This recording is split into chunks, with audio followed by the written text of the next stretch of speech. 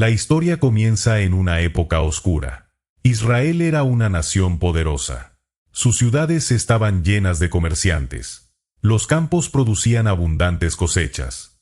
Las fortalezas protegían las fronteras. Los ejércitos mantenían alejados a los enemigos. Desde el exterior, parecía una nación bendecida. Pero en el interior, algo terrible estaba ocurriendo. El pueblo se había alejado de Dios. Los altares dedicados al Señor estaban siendo abandonados. Las antiguas leyes eran ignoradas. La idolatría se extendía como una enfermedad. Y sobre el trono de Israel gobernaba un hombre llamado Acab.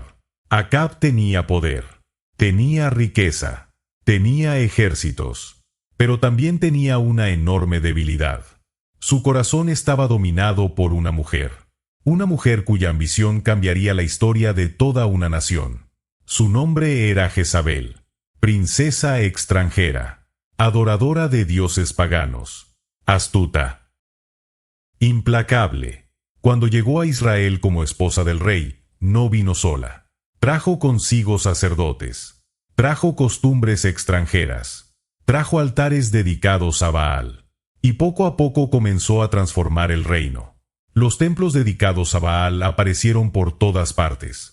Las imágenes de Acera fueron levantadas en colinas y bosques. Los profetas del Señor fueron perseguidos. Muchos fueron asesinados. Otros tuvieron que esconderse para sobrevivir. El miedo se extendió por toda la tierra. Parecía que la oscuridad había vencido. Parecía que nadie se atrevería a enfrentar al rey. Parecía que nadie desafiaría a Jezabel. Pero Dios ya estaba preparando a un hombre desconocido, un hombre surgido de las montañas, un hombre cuya aparición cambiaría la historia. Su nombre era Elías. Nadie sabe mucho sobre su infancia. La Biblia apenas menciona sus orígenes. Solo dice que era tisbita, procedente de Galaad, una región áspera, llena de colinas rocosas, valles profundos, terrenos difíciles. Era una tierra de hombres fuertes, acostumbrados al calor del desierto, al viento de las montañas, a la vida dura. Y de aquel lugar surgió Elías, un hombre de aspecto severo, vestido con pieles, con un cinturón de cuero alrededor de la cintura, sin riquezas, sin ejército, sin posición política. Pero poseía algo mucho más poderoso: la autoridad de Dios. Un día, mientras el reino continuaba hundiéndose en la idolatría, Dios habló. La orden fue clara. Era momento de actuar. Era momento de confrontar al rey. Era momento de sacudir a toda la nación. Entonces Elías emprendió el viaje. Cruzó caminos polvorientos. Atravesó colinas. Pasó por aldeas. Y finalmente llegó a Samaria, la capital del reino. Allí se levantaba el palacio real, grande, imponente, custodiado por soldados. Un lugar donde pocos se atrevían a entrar sin permiso. Pero Elías no estaba allí para pedir permiso. Estaba allí para entregar un mensaje del Rey de los cielos. Los guardias probablemente lo observaron con desconfianza. Aquel hombre parecía un simple viajero. No llevaba insignias. No vestía ropa lujosa. No parecía importante. Pero había algo en él. Algo que inspiraba respeto. Algo que hacía difícil apartar la mirada. Finalmente llegó ante Acab. El rey estaba acostumbrado a recibir homenajes, a escuchar alabanzas, a que todos se inclinaran ante él. Pero Elías no se inclinó. No mostró temor, no mostró nerviosismo. Miró directamente al rey y habló. Vive el Señor, Dios de Israel, en cuya presencia estoy, que no habrá lluvia ni rocío durante estos años, sino por mi palabra. Las palabras cayeron como un trueno. Acab quedó sorprendido. Era una declaración imposible, una amenaza absurda. ¿Quién era aquel hombre para hablar así? ¿Quién se atrevía a desafiar al rey? Pero Elías ya había cumplido su misión. Había pronunciado la sentencia. Y pronto toda la nación descubriría que aquellas palabras eran reales. Porque el juicio de Dios había comenzado. Los días pasaron. Luego semanas. después meses. Y la lluvia no llegó. Los agricultores comenzaron a preocuparse. Los campos empezaron a secarse. Los pastos desaparecieron. Los ríos disminuyeron. Los pozos bajaron de nivel. El calor aumentó. Las nubes desaparecieron. El cielo se convirtió en una inmensa extensión azul. Hermosa, pero aterradora, porque no traía lluvia. El pueblo comenzó a sufrir. Los animales morían. Las cosechas fracasaban. El hambre avanzaba lentamente. Y mientras tanto, Acab buscaba desesperadamente a Elías. Quería encontrarlo. Quería arrestarlo. Quizá matarlo. Pero Dios tenía otros planes. Después de entregar el mensaje, Elías recibió nuevas instrucciones. Debía esconderse. Debía marcharse al arroyo de Querit, un lugar aislado, lejos del rey, lejos de los soldados, lejos de la persecución. Y allí comenzó una de las etapas más extraordinarias de su vida. El profeta vivía completamente solo. No había mercados. No había aldeas. No había amigos. Solo el sonido del agua, el viento, las rocas y la presencia de Dios. Pero había un problema. ¿Cómo sobreviviría? ¿Cómo encontraría alimento? Entonces ocurrió algo increíble. Cada mañana aparecían cuervos y traían comida. Cada tarde regresaban y nuevamente traían alimento.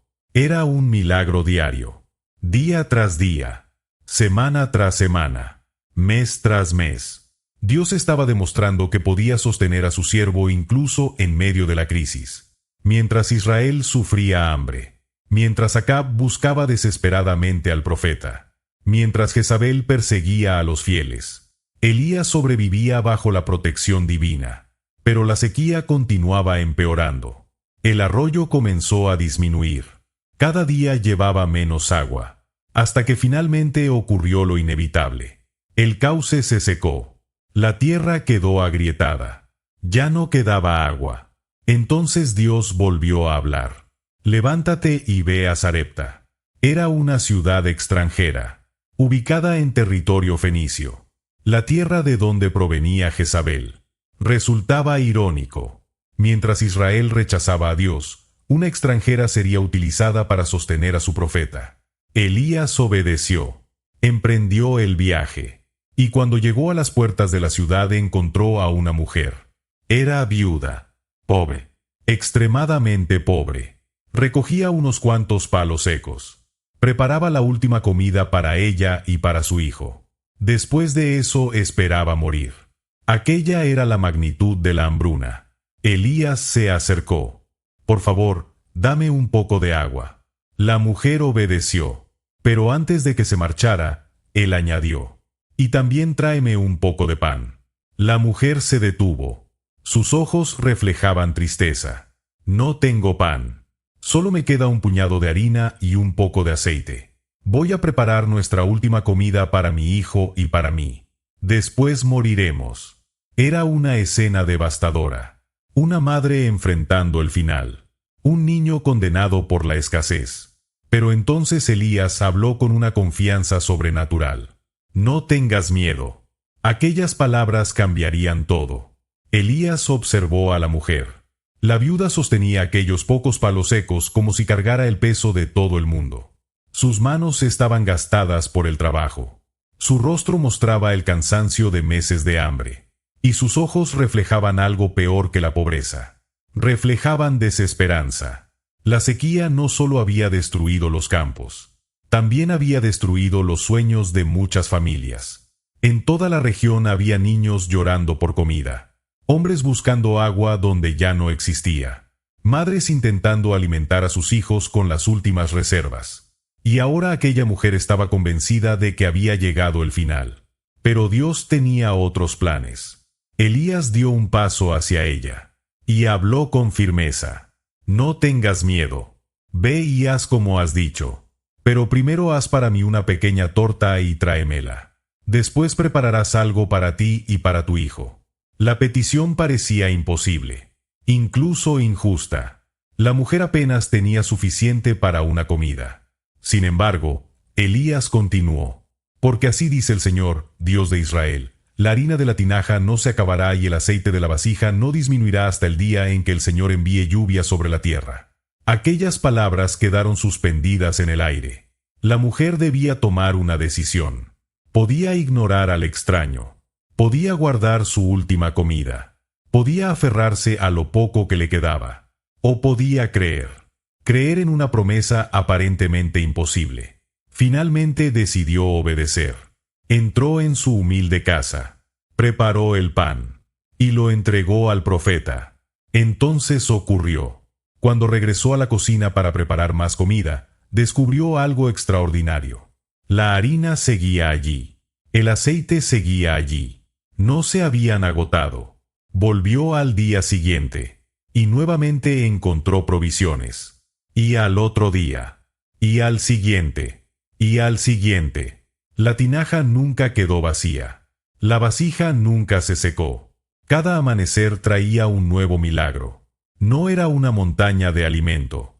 No era una abundancia exagerada. Era exactamente lo necesario. Día tras día. Semana tras semana. Mes tras mes. Dios sostenía aquella casa. La viuda. Su hijo. Y el profeta. Vivían gracias a un milagro constante. Pero la prueba aún no había terminado. Un día ocurrió algo terrible. El hijo de la viuda enfermó. Al principio parecía algo leve. Quizá una fiebre. Quizá debilidad. Pero la enfermedad empeoró rápidamente. Las horas pasaron. Y el muchacho se debilitó cada vez más. Hasta que finalmente dejó de respirar. El niño murió. La casa que había sido llena de esperanza quedó sumida en el dolor. La madre quedó devastada. Aquel hijo era todo lo que tenía. Su futuro. Su familia. Su razón para seguir viviendo. Ahora también le había sido arrebatado. Desesperada, corrió hacia Elías. Las lágrimas descendían por su rostro. ¿Qué tienes contra mí, hombre de Dios? ¿Has venido para recordar mis pecados y matar a mi hijo? Elías escuchó el dolor de aquella mujer. No respondió con enojo. No discutió. Simplemente extendió sus brazos. Dame a tu hijo. Tomó el cuerpo del muchacho. Subió las escaleras. Entró en la habitación donde se hospedaba. Y cerró la puerta. El silencio llenó el lugar. Elías colocó al niño sobre la cama. Y comenzó a orar. No era una oración formal. No era una ceremonia religiosa. Era el clamor desesperado de un hombre que conocía a Dios.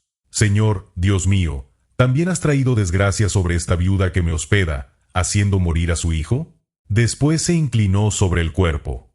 1 vez, 2 veces, 3 veces. Y clamó nuevamente.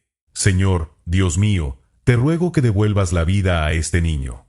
Entonces ocurrió algo que jamás había sucedido antes en la historia bíblica. Dios respondió. El cuerpo inmóvil volvió a respirar. El pecho comenzó a levantarse. Los ojos se abrieron. La vida regresó. El niño resucitó. Elías permaneció inmóvil unos instantes, observando el milagro. Luego tomó al muchacho. Lo llevó abajo. Y se lo entregó a su madre. Mira, tu hijo vive. La mujer quedó sin palabras. Las lágrimas continuaban cayendo.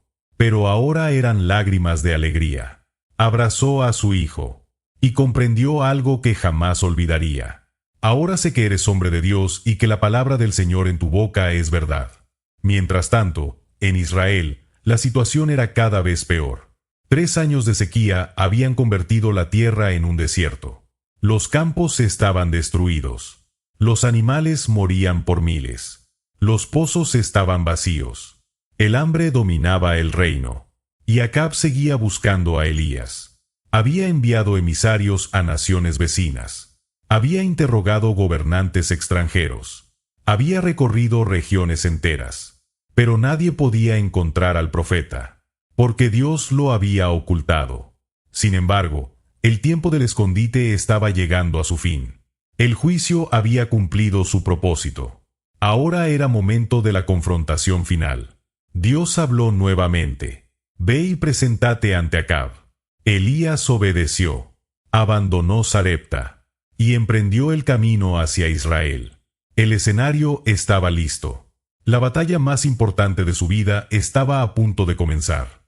No sería una batalla con espadas. No sería una guerra entre ejércitos. Sería una guerra espiritual. Una confrontación entre la verdad y la mentira. Entre Dios y los ídolos.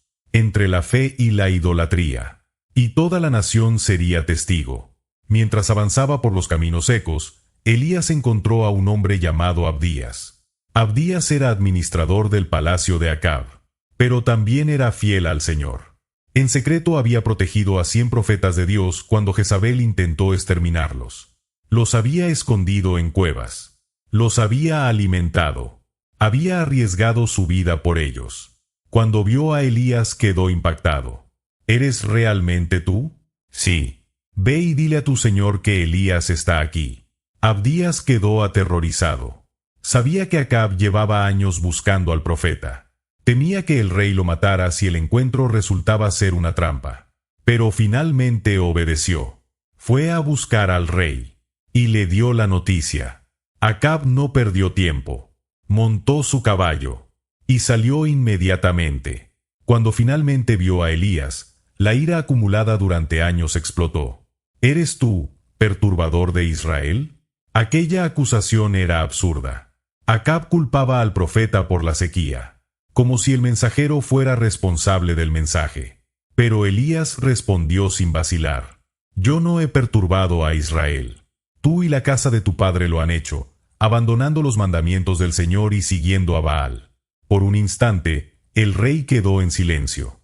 Nadie hablaba así frente a él. Nadie se atrevía. Pero Elías no había terminado. Había llegado el momento de la gran confrontación.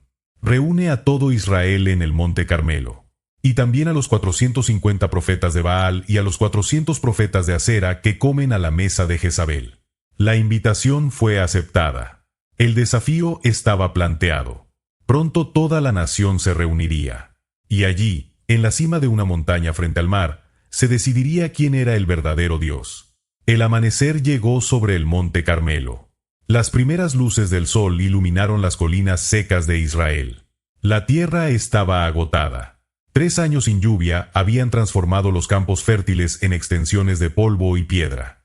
Los árboles estaban marchitos. Los pastizales habían desaparecido. Los arroyos se habían convertido en cicatrices vacías sobre la tierra. Todo el reino sufría. Y aquel día, miles de personas comenzaron a subir por los senderos del Carmelo. Venían de todas partes. Campesinos, pastores, soldados, mercaderes, ancianos, mujeres, niños. Toda la nación parecía avanzar hacia aquella montaña.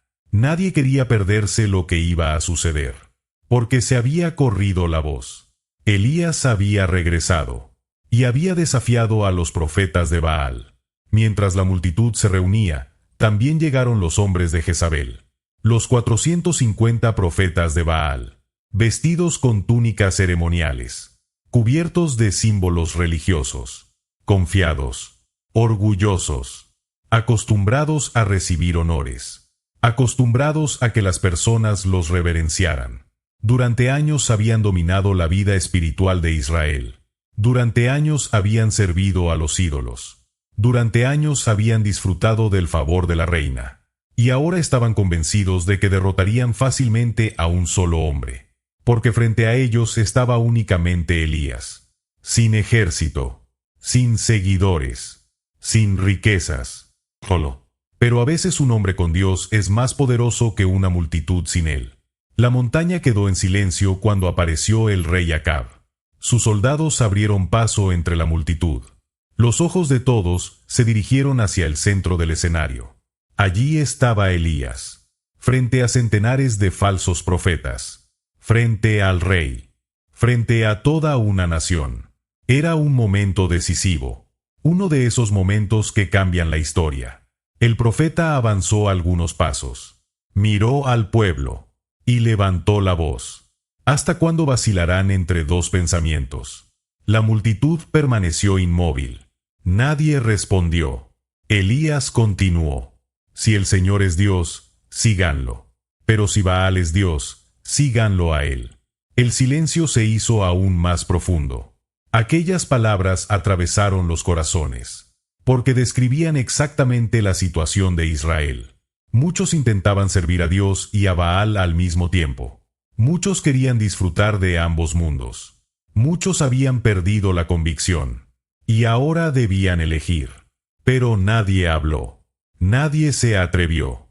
Entonces Elías anunció el desafío. Yo soy el único profeta del Señor que queda aquí, pero Baal tiene 450 profetas. Los hombres de Baal sonrieron. La diferencia era enorme. Parecía una batalla desigual. Pero Elías continuó. Traigan 2 toros. Ellos escogerán uno y lo prepararán para el sacrificio. Yo prepararé el otro. Pondremos la leña, pero no encenderemos fuego. La multitud escuchaba atentamente. Después ustedes invocarán a su Dios. Y yo invocaré al Señor. El Dios que responda con fuego será el verdadero Dios.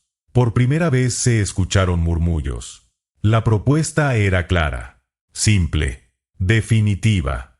No habría lugar para excusas. No habría discusiones filosóficas. No habría debates interminables. El cielo mismo daría la respuesta. Y toda la nación estuvo de acuerdo.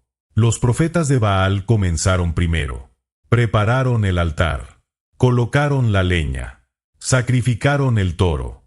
Todo estaba listo. Entonces comenzaron a invocar a su Dios. Baal, respóndenos. Sus voces resonaron sobre la montaña. La multitud observaba. Pasó 1 hora, luego otra, y otra más. Nada ocurrió. Los sacerdotes continuaron gritando. Saltaban alrededor del altar. Elevaban plegarias. Cantaban himnos. Realizaban ceremonias. Pero el cielo permanecía inmóvil. Sin respuesta. Sin señal alguna. Elías observaba en silencio, esperando. Las horas avanzaban. El sol subía cada vez más alto, y Baal seguía sin responder. Entonces Elías comenzó a burlarse. Griten más fuerte. La multitud se sorprendió. Quizá está pensando. Algunas personas comenzaron a reír. O tal vez está ocupado. Los sacerdotes se enfurecieron. Quizá está de viaje. Más risas surgieron entre la multitud. Y finalmente Elías añadió, o quizá está dormido y necesita despertarse. La humillación fue terrible. Los profetas reaccionaron con desesperación. Comenzaron a gritar con más fuerza. Se cortaban con cuchillos. Se herían con lanzas. La sangre corría por sus cuerpos. Era una práctica común en aquellos cultos paganos. Pensaban que el sufrimiento obligaría a su Dios a responder. Pero nada ocurrió. Nada. Absolutamente nada. Porque Baal no existía. No podía escuchar. No podía hablar. No podía actuar. Era solo un ídolo. Una mentira. Una ilusión. El sol comenzó a descender. La tarde llegaba. Y el altar permanecía frío. Silencioso. Vacío. Entonces llegó el turno de Elías. El profeta caminó lentamente hacia un altar antiguo. Era un altar dedicado al Señor. Había sido destruido con el paso de los años. Abandonado. Olvidado. Como la fe de Israel. Elías comenzó a reconstruirlo. Tomó 12 piedras. Una por cada tribu de Israel. Porque aunque el reino estaba dividido políticamente, Dios seguía viendo a su pueblo como una sola nación. Piedra tras piedra. El altar volvió a levantarse. Después colocó la leña. Preparó el sacrificio. Y entonces hizo algo inesperado. Llenen 4 cántaros con agua. La multitud quedó confundida. ¿Agua? En medio de una sequía devastadora. Era uno de los recursos más valiosos del reino. Sin embargo, obedecieron. Derramaron agua sobre el altar, sobre la leña, sobre el sacrificio. Todo quedó empapado. Háganlo otra vez. Lo hicieron. Y una tercera vez. Nuevamente obedecieron. El agua corría por todas partes. Empapaba cada rincón. Incluso llenó la zanja alrededor del altar. Ahora era imposible encender fuego de manera natural. No habría dudas. No habría trampas. Si aparecía fuego, tendría que venir del cielo. El momento había llegado. Toda la montaña quedó en silencio. Miles de personas observaban. El rey observaba. Los profetas de Baal observaban. Israel entero contenía la respiración. Entonces Elías avanzó. No gritó. No saltó.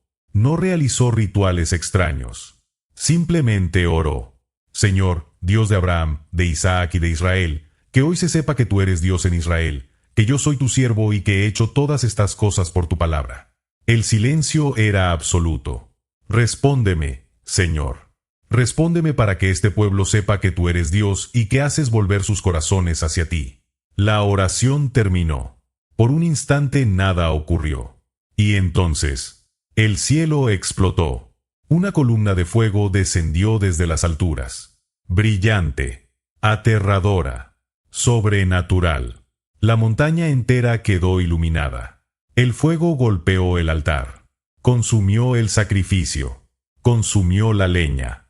Consumió las piedras. Consumió el polvo. Incluso evaporó toda el agua. En cuestión de segundos no quedó nada. Solo el impacto del poder divino. La multitud quedó paralizada. Nadie podía creer lo que estaba viendo. Era imposible. Era real. Era Dios. Entonces uno a uno comenzaron a caer de rodillas. Miles de personas. Miles de voces. Un mismo clamor. El Señor es Dios. El Señor es Dios. El grito se extendió por toda la montaña. Retumbó entre los valles. Sacudió el reino entero. La verdad había sido revelada. La mentira había sido derrotada. Y aquel día Israel presenció una de las manifestaciones más poderosas de Dios registradas en la Biblia. Pero la historia de Elías aún estaba lejos de terminar. Porque después de la victoria más grande de su vida, llegaría la batalla más difícil de todas. La batalla contra el miedo. La batalla contra la soledad. La batalla dentro de su propio corazón. Y sería mucho más peligrosa que los 450 profetas de Baal. La multitud seguía postrada sobre el monte Carmelo. Miles de personas habían visto el fuego descender del cielo. Miles habían presenciado la derrota de Baal. Miles habían reconocido que el Señor era el verdadero Dios. Parecía el momento perfecto. La gran victoria había llegado. El reino entero había sido testigo. Los falsos profetas habían sido desenmascarados. La idolatría había sido humillada. Todo parecía indicar que una nueva era estaba comenzando. Pero aún faltaba algo. La lluvia. La tierra continuaba seca. Los campos seguían muriendo. Los pozos permanecían vacíos. El juicio no había terminado. Entonces Elías se acercó al rey Acab y le dijo: «Ve a comer y beber, porque oigo el ruido de una gran lluvia». Aquellas palabras parecían absurdas. El cielo seguía despejado. No había nubes. No había viento. No había señales de tormenta. Sin embargo, Elías hablaba con absoluta certeza, porque la fe ve lo que los ojos todavía no pueden ver. Después de despedir al rey, Elías subió a la cumbre del Carmelo. Allí se inclinó hasta tocar el suelo, y comenzó a orar. No una vez, no dos veces, sino repetidamente, con perseverancia, con intensidad, con confianza. A su lado estaba su joven siervo, un hombre que había acompañado al profeta durante años. Elías levantó la cabeza. «Ve y mira hacia el mar». El muchacho obedeció. Corrió hasta un punto elevado. Observó el horizonte. Luego regresó. No hay nada. Elías no se desanimó. «Ve otra vez». El siervo volvió. Miró nuevamente. Regresó. No hay nada. Una tercera vez. Nada. Una cuarta. Nada. Una quinta. Nada. Una sexta. Nada. Muchos habrían renunciado. Muchos habrían concluido que Dios no respondería. Pero Elías siguió orando. Siguió creyendo. Siguió esperando. Entonces llegó la séptima vez. El siervo observó el horizonte. Y esta vez vio algo. Algo pequeño. Casi insignificante. Una diminuta nube. Tan pequeña que parecía la palma de una mano. Corrió de regreso. Hay una nube pequeña que sube del mar. Para la mayoría de las personas aquello no significaba nada. Pero para Elías era suficiente. Porque sabía que Dios había respondido. Ve y dile a Acab que prepare su carro y descienda antes de que la lluvia lo detenga. El cielo comenzó a cambiar. Las nubes aparecieron rápidamente. El viento aumentó. La temperatura descendió. El aire seco desapareció. La oscuridad cubrió el horizonte. Y entonces ocurrió. La primera gota cayó sobre la tierra. Luego otra. Y otra más. Hasta convertirse en una tormenta monumental. La lluvia descendió con fuerza. Golpeó las montañas. Llenó los ríos. Empapó los campos. Lavó el polvo acumulado durante años. La sequía había terminado. El pueblo celebraba. Los agricultores lloraban de alegría. Los animales encontraban agua nuevamente. La tierra volvía a vivir. Y en medio de aquella tormenta extraordinaria, el Espíritu de Dios vino sobre Elías. El profeta comenzó a correr. Corrió delante del carro real. Kilómetros enteros. Bajo la lluvia. Bajo el viento. Bajo el rugido de la tormenta. Y llegó antes que el rey. Era el cierre perfecto para una jornada histórica. O al menos eso parecía. Porque la verdadera prueba estaba a punto de comenzar. Cuando Acab llegó al palacio, relató todo lo sucedido. Le contó a Jezabel sobre el fuego. Le habló de la derrota de Baal. Le explicó cómo el pueblo había reconocido al Señor. Pero Jezabel no se arrepintió. No se humilló. No cambió. Su corazón era más duro que nunca. La reina ardía de furia. Aquellos profetas derrotados eran sus aliados. Aquellos sacerdotes eran sus servidores. Y Elías había destruido todo lo que ella había construido durante años. Entonces tomó una decisión. Envió un mensajero. El hombre viajó rápidamente hasta encontrar al profeta. Y le entregó el mensaje. Que los dioses me castiguen severamente si mañana a esta hora no hago contigo lo mismo que tú hiciste con ellos. Era una sentencia de muerte. Una amenaza directa. Una promesa de ejecución. Y por primera vez en mucho tiempo, Elías sintió miedo. Resulta sorprendente. Había enfrentado a cientos de profetas. Había desafiado a un rey. Había detenido la lluvia.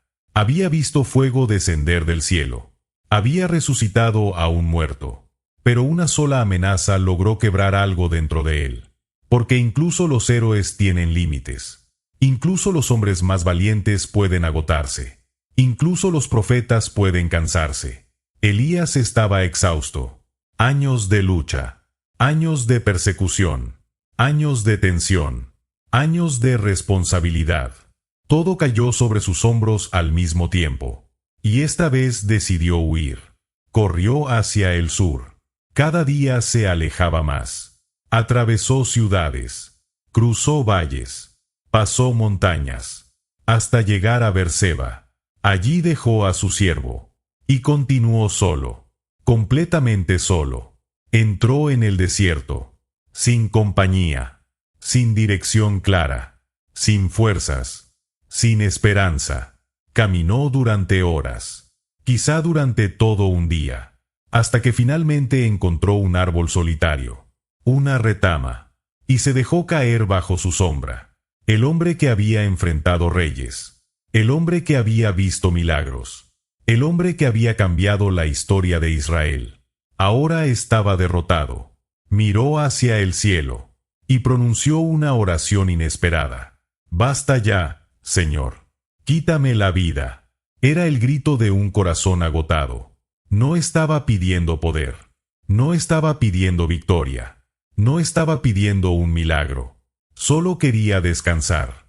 Solo quería que todo terminara. Entonces cerró los ojos y se quedó dormido. Mientras dormía, una mano lo tocó. Elías abrió lentamente los ojos. Frente a él había un ángel. Junto a su cabeza encontró pan recién horneado y una jarra de agua. «Levántate y come». Elías obedeció, comió, bebió y volvió a dormir. El ángel regresó. Lo despertó nuevamente. «Levántate y come, porque el viaje es demasiado largo para ti». Era una lección importante. Antes de corregirlo, antes de darle nuevas instrucciones, antes de confrontar sus pensamientos, Dios decidió alimentarlo, descansarlo, fortalecerlo, porque a veces la solución espiritual comienza con recuperación física. Elías comió, y la fuerza regresó. Entonces emprendió un nuevo viaje, uno de los más importantes de toda su vida.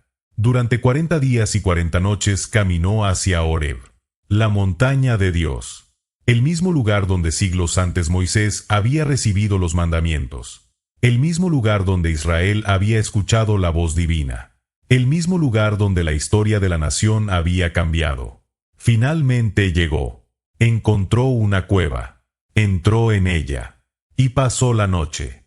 Allí, lejos del ruido, lejos de los reyes, lejos de Jezabel, lejos de las multitudes, Dios habló. «¿Qué haces aquí, Elías?» La pregunta no era para obtener información. Dios ya conocía la respuesta. Era una invitación a abrir su corazón. Y Elías respondió: «He sentido un gran celo por el Señor. Los israelitas abandonaron tu pacto, derribaron tus altares, mataron a tus profetas. Solo quedo yo. Y ahora quieren matarme también». Aquellas palabras revelaban el estado de su alma. Se sentía solo, abandonado, derrotado, olvidado, convencido de que toda la misión había fracasado. Entonces Dios le dio una orden: «Sal y ponte sobre la montaña delante de mí». Elías salió de la cueva y esperó. De repente apareció un viento poderoso, tan fuerte que desgarraba las rocas, tan violento que sacudía la montaña. Pero Dios no estaba en el viento. Después vino un terremoto. La tierra tembló bajo sus pies. Las piedras se estremecieron. La montaña rugió. Pero Dios no estaba en el terremoto. La voz suave de Dios aún resonaba en el corazón de Elías. Después de la experiencia en Horeb, el profeta comprendió algo que jamás olvidaría. No estaba solo. Nunca lo había estado. Aunque él creía ser el único fiel en Israel, Dios le reveló que todavía existían miles que no habían doblado sus rodillas ante Baal. La batalla no había terminado. La obra de Dios seguía avanzando. Y Elías todavía tenía una misión que cumplir. Entre las instrucciones que recibió en Horeb había una muy especial. Debía buscar a un hombre, un joven desconocido, un agricultor, alguien que estaba trabajando en los campos. Ese hombre sería su sucesor. Su nombre era Eliseo. Elías emprendió el viaje. Atravesó caminos rurales. Pasó por aldeas y campos, hasta encontrarlo. Eliseo estaba arando la tierra. No era sacerdote. No era noble. No era guerrero. Era simplemente un trabajador. Un hombre común. Pero Dios veía algo extraordinario en él. Mientras Eliseo guiaba sus bueyes, vio acercarse una figura familiar. Era Elías. El profeta no pronunció largos discursos. No dio explicaciones. Simplemente se acercó y colocó su manto sobre los hombros del joven. Aquella acción significaba una sola cosa: Dios lo estaba llamando. Eliseo comprendió inmediatamente. Dejó los bueyes. Corrió hacia Elías. Pidió despedirse de su familia. Y después regresó. Desde aquel día comenzó a seguir al profeta. Sería su discípulo, su ayudante, su compañero, sin saber que algún día heredaría su ministerio. Pasaron los años. Y aunque Dios había mostrado misericordia a Israel, el corazón de Acab seguía siendo débil. Continuaba permitiendo la maldad. Continuaba cediendo ante Jezabel. Y pronto ocurriría un hecho que revelaría la verdadera corrupción del reino. Cerca del palacio real existía un viñedo, una tierra fértil, hermosa, valiosa. Pertenecía a un hombre llamado Nabot. Era una propiedad heredada de sus antepasados, una herencia familiar, algo sagrado para él. Un día Acab observó aquella viña, y la deseó. Quería convertirla en un huerto personal. Entonces fue a hablar con Nabot. «Véndeme tu viña. Te daré una mejor o te pagaré lo que valga». Pero Nabot respondió respetuosamente: «Que el Señor me libre de entregarte la herencia de mis padres». No estaba siendo rebelde. No estaba insultando al rey. Simplemente obedecía la ley de Dios. La tierra heredada no debía venderse de manera permanente. Acab regresó al palacio enfurecido, y actuó como un niño caprichoso. Se acostó, volvió el rostro hacia la pared, y se negó a comer. Jezabel lo encontró así. «¿Qué te sucede?». El rey explicó lo ocurrido, y entonces apareció una vez más la verdadera naturaleza de la reina. «Toel, manipuladora, peligrosa. ¿No eres acaso el rey de Israel? Levántate. Yo te conseguiré esa viña». Jezabel puso en marcha un plan diabólico. Escribió cartas usando el nombre del rey. Selló los documentos con el sello real. Y envió órdenes secretas a los líderes de la ciudad. Debían organizar un juicio falso. Debían contratar testigos mentirosos. Debían acusar a Nabot de blasfemia. Y después ejecutarlo. Los líderes obedecieron. La conspiración comenzó. Nabot fue llevado ante el pueblo. Los falsos testigos hablaron. Las mentiras fueron aceptadas como verdad. Y finalmente la sentencia fue pronunciada.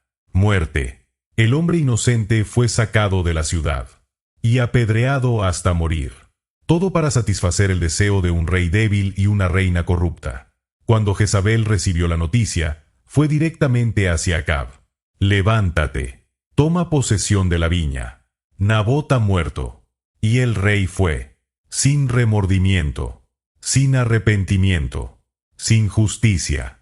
Simplemente caminó hacia la propiedad que acababa de obtener mediante asesinato. Pero Dios había visto todo. Cada mentira, cada lágrima, cada piedra lanzada, cada acto de corrupción. Y entonces llamó nuevamente a su profeta.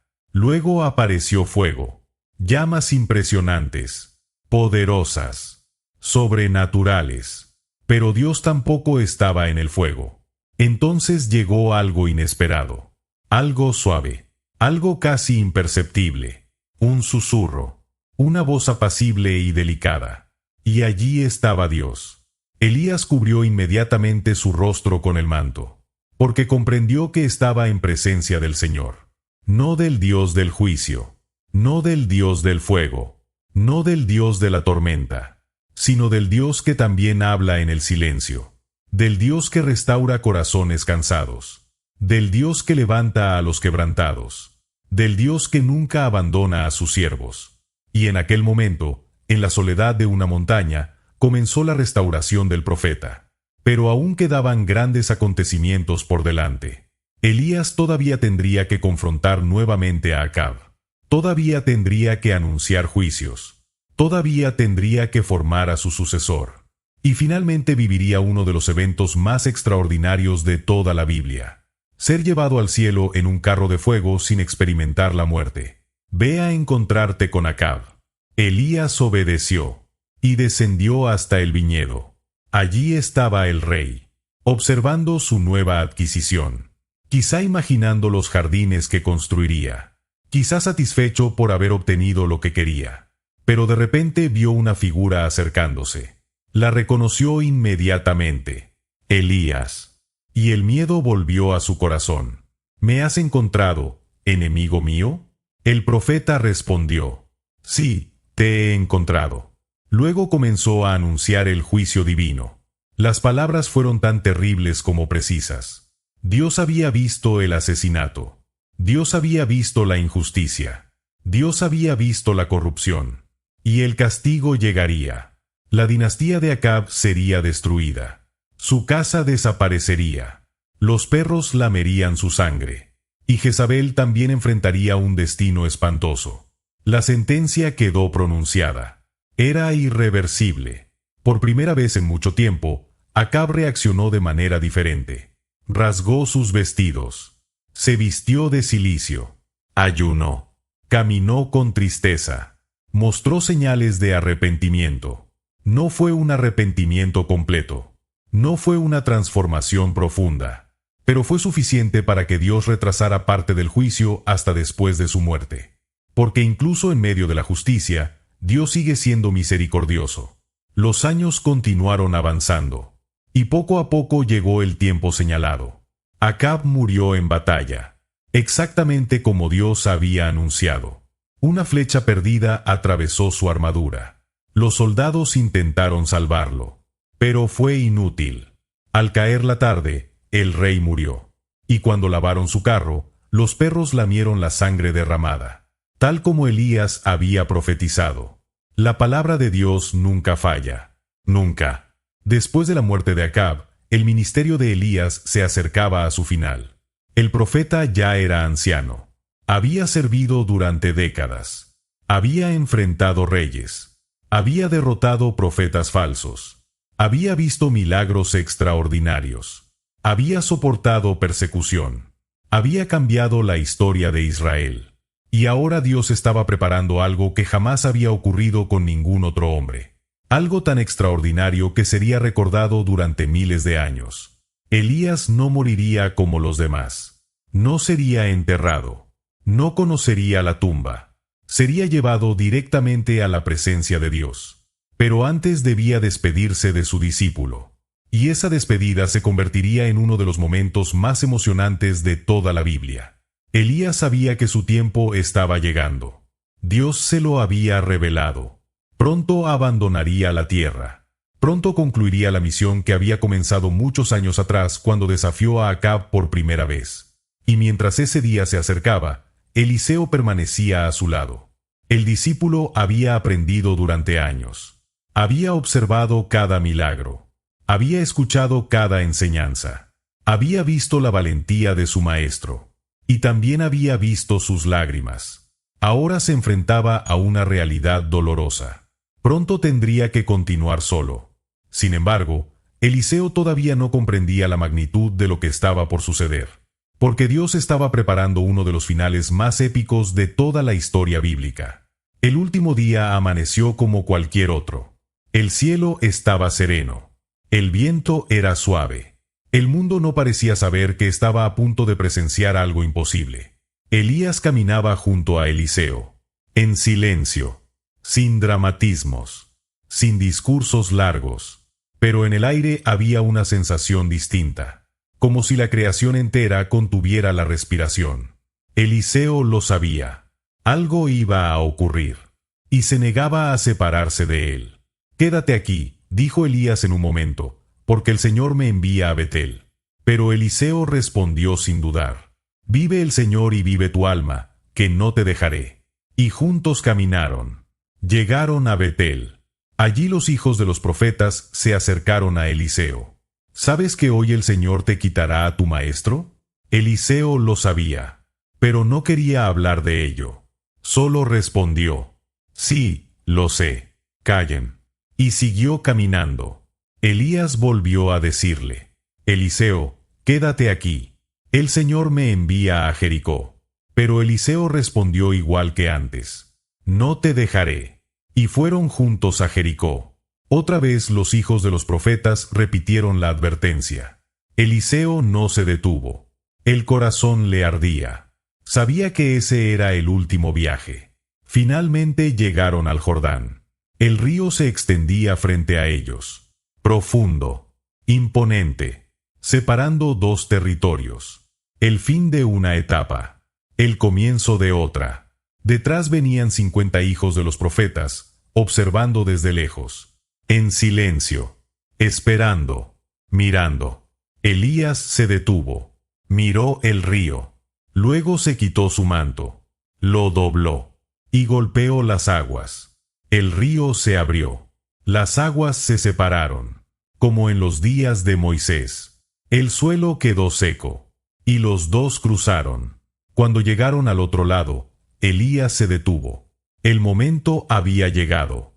Se volvió hacia Eliseo, y por primera vez habló directamente sobre su despedida. Pide lo que quieras que haga por ti, antes que sea quitado de ti. Eliseo no pidió riquezas, no pidió fama, no pidió poder político. Solo dijo: te ruego que una doble porción de tu espíritu sea sobre mí. Elías lo miró en silencio. Cosa difícil has pedido, respondió. Si me ves cuando sea quitado de ti, te será concedido. Y siguieron caminando. De repente, el cielo cambió. No fue una tormenta, no fue viento, no fue lluvia. Fue algo completamente distinto. Un fenómeno sobrenatural comenzó a manifestarse. Un carro de fuego apareció. Caballos de fuego, separando a ambos hombres. El aire se llenó de luz, de poder, de gloria. Eliseo gritó: Padre mío, carro de Israel y su gente de a caballo. Pero ya era tarde. Elías comenzó a elevarse. No cayó, no murió, no desapareció. Fue levantado. Eliseo lo vio claramente, hasta que una nube lo ocultó, y el profeta del fuego desapareció de la tierra. El silencio cayó sobre el Jordán. Solo quedó el eco del viento. Y el manto. El manto de Elías había caído al suelo. Eliseo lo recogió, lo sostuvo con fuerza, y supo que algo había cambiado para siempre. Golpeó el Jordán con el manto. ¿Dónde está el Señor, el Dios de Elías? Las aguas se abrieron otra vez. El milagro continuaba. El espíritu del profeta había pasado a su discípulo. La misión no había terminado. Solo había cambiado de manos. Lejos de allí, la historia de Elías no terminaba en la tierra. El Nuevo Testamento revelaría siglos después algo sorprendente. Elías aún aparecería nuevamente, en el monte de la Transfiguración, junto a Moisés, hablando con Jesús, testigo de la gloria del Mesías, el hombre que desafió a reyes, el hombre que hizo descender fuego del cielo, el hombre que no vio la muerte, el profeta del fuego. Había sido llevado por Dios, pero su historia aún resonaba en la eternidad.